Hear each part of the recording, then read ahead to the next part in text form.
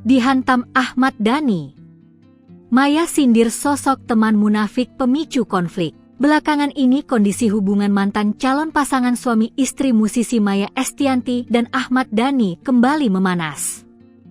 Penyebabnya, Ahmad Dhani menyindir Maya Estianty membuat konten untuk mencari muka lewat pernyataan. Baru-baru ini, istri pengusaha Irwan Musri itu malah blak-blakan bercerita tentang masalah pribadinya.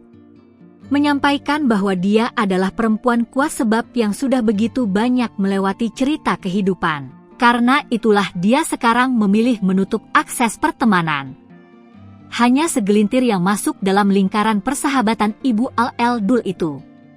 Baginya tidak semua orang pantas mendapatkan akses untuk masuk ke dalam hidupnya yang sekarang. Baginya, lebih baik mempunyai satu teman daripada memiliki banyak teman namun menyembunyikan kemunafikan di balik senyuman.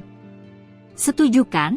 Tulis dalam caption oleh Maya Estianty dilansir banjarmasinpost.co.